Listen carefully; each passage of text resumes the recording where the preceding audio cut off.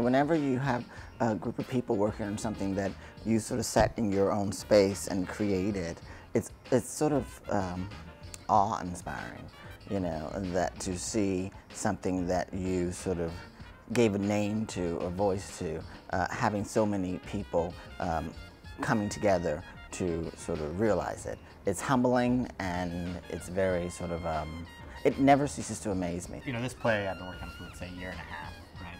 So it's been a couple of readings, but essentially it's been me and this play together, alone, and now it's like, because Steppenwolf is really amazing, you know, it's not just the actors and the director, the dramaturg, you know, like there's just like 30 people who are thinking about this play, and you know, it's great. It's very flattering. It's very exciting. And it's so strange to have other people thinking and talking about the thing that we spent so long all by ourselves thinking and talking about. You know, I mean, you get into that mindset of this is, you know, this is in my interior.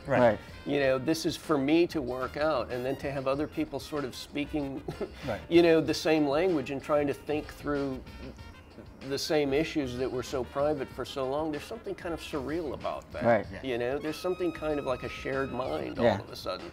You know, something, you know, that feels almost supernatural about that experience, and kind of weird. It's almost like, you know, you sort of being in sort of a cave and coming out into the light, and someone goes, oh, you know you have no underwear on, right?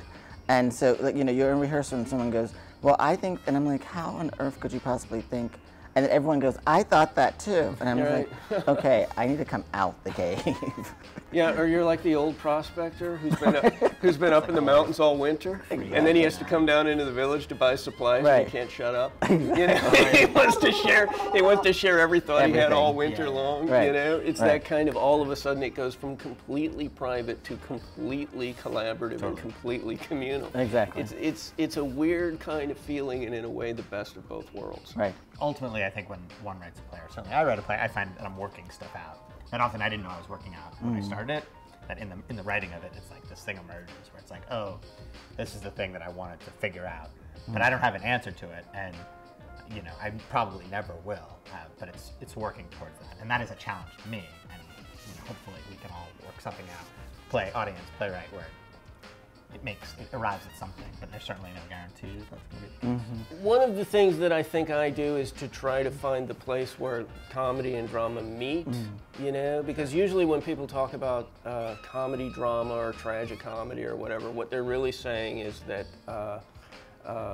you're going to see some comedy, and then you're going to see some drama, and then you're going to see some comedy again, and that's going to be your experience. But if you believe in the value of comedy as much as I do, the idea that it's as useful and as valuable a tool as any other form of expression, then you sort of have to, I feel like I have to walk the walk and sort of ask myself, wouldn't there be a place where they overlap?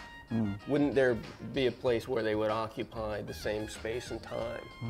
I think we try and put questions on the stage and not answers. And so the play itself is a question.